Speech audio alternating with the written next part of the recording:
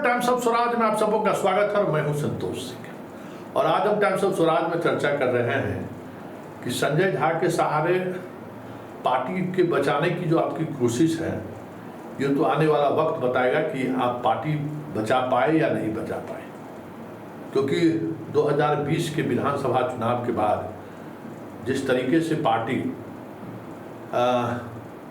Booth level से लेके state तक पूरी तौर पे निष्क्रिय हो चुकी थी, हमें नहीं लगता कि संजय झा के आने के बाद उसमें कोई जान फूकने वाला है। लेकिन फिर भी पार्टी को आप किसी तरीके से संभालने की कोशिश कर रहे हैं। जो आर्थिक तंगी है या पार्टी को जितने समय देने की जरूरत है उसके लिए संजय झा आज की तारीख में सबसे परफेक्ट चॉइस में से एक चॉइस वो आपके लिए हो सकते हैं। कई स्टेट में, दिल्ली में उन्होंने चुनाव लड़ा है, उनको अनुभव भी है कहाँ से क्या व्यवस्थाएं हो सकती है, उसकी भी पकड़ है। फिर मंत्रालय, बिहार की सरकार से कहाँ से क्या व्यवस्था हो सकता है, इसकी भी समझ है। तो वो झारखंड या 2025 के विधानसभा चुनाव को लेकर आर्थिक रूप से भी और बाकी जो एक चुनाव लड़ने का जो प्रशांत किशोर मॉडल है, उसमें संजय झा हमें लगता है कि आपको मदद करने की स्थिति में है।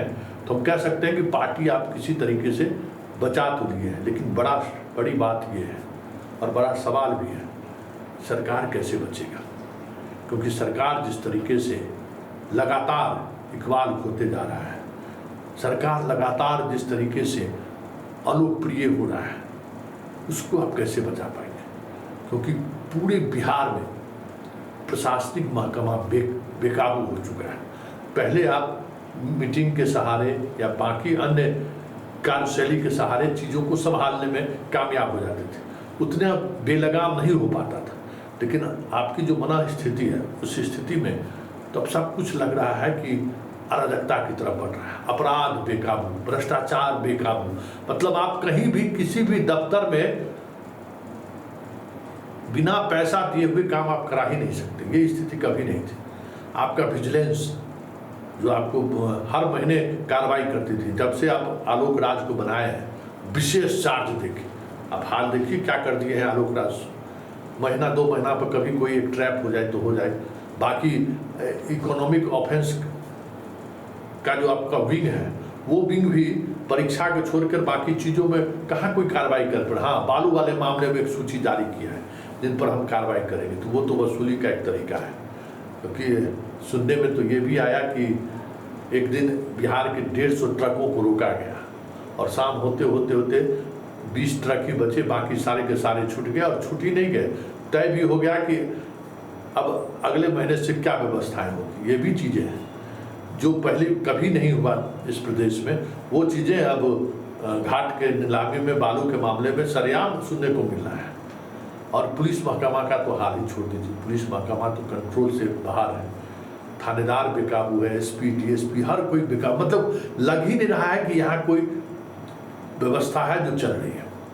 सिविल एडमिनिस्ट्रेशन का भी वही हाल है, बीडीओ, सीओ से लेके कर्मचारी से लेके चीफ सेक्रेटरी तक सरकार का कोई इकबाल है कहाँ दिख रहा है। ऐसे में जो भ्रष्टाचार बढ़ रहा है, लॉ एंड ऑर्डर का जो प्रॉब्लम हो रहा है, ये अलग बात है कि 2024 के लोकसभा चुनाव में जनता ने आप पर भरोसा जताया और जनता ने आपको ताकत दी कि नीतीश जी एक बार फिर से आप कम बैक करिए। ये ताकत दी है जनता ने, ये बहुत बड़ी बात है नीतीश बाबू कि जनता ने आपको फिर से नई ताकत दी, आपको कम बैक करने के लिए आपके साथ खड़ी रही। लेकिन सवाल ये है कि जनता की उस आकांक्षा पर आप खड़े उतरने की कोशिश तो करिए, क्योंकि वो कुछ भी नहीं दिख रहा है। आगे देखिए बैंक लूट हो जाए या कहीं हत्या हो जा रही है, मतलब कोई प्रभाव छोड़ ही नहीं रहा है। दूर दूर तक लग ही नहीं रहा कि इस स्टेट में कोई शासन व्यवस्था भी है। तो ये सबसे बड़ी चुनौती है। आप पार्टी तो बचा लिए, अब सरकार का इकबाल बचा रहे, इसके लिए आपको पहल करनी होगी और इस पहल के लिए आपको कठोर निर्णय लेने पड़ेंगे। दीपक बाबू जैसे लोगों से आपको मुक्त होना पड़ेगा, क्योंकि दीपक बाबू अब उस तरीके से चीज़ों को डिलीवर नहीं कर पा रहे हैं। आपके पास कई विकल्प हैं, जिन विकल्प को आपको तलाशना होगा। आपकी जो मना स्थिति है, उस मना स्थिति में भी कई ऐसे विकल्प हैं जिन विकल्प के सहारे बिहार में गवर्नेंस की छाप को आप छोड़ सकते हैं। आप की जो भी स्थिति रही, सिपाही ब्यूरोक्रेसी में जो भरोसे के लोग हैं वो आपके साथ खड़े रहेंगे, आप उनके माध्यम से चीज़ों को गवर्न कर सकते हैं। क्योंकि जिन जिन लोगों पर आपने भरोसा किया, आज वो सारे के सारे लोग भरोसे पर खड़े होने की तो बात छोड़िए, दुकान चला रहे हैं।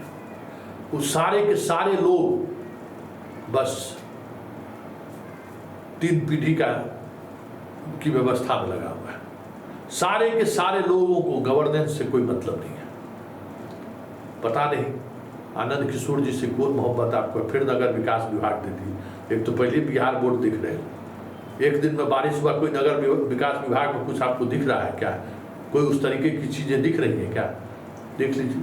लेकिन उनको है, हमको नगर विकास विभाग से पता नहीं उनको कौन सा मोहब्बत है, ये भी समझने की जरूरत है। खैर, सवाल वो नहीं है। सवाल ये है कि नीतीश जी, आपका इकबाल सरकार का कैसे बने, इस पर सोचिए। क्योंकि पार्टी बचा लेने से ही आप 2025 में कम बैक कर जाइए और जनता 2025 में आपको उसी तरीके से आपके साथ खड़ी हो जाए जिस तरीके से 2024 में खड़ी रही है। हमें नहीं लगता है, क्योंकि रोज़ कुछ न कुछ चीज़ें ऐसी हो रही हैं जिनसे जनता निराश हो रहा है।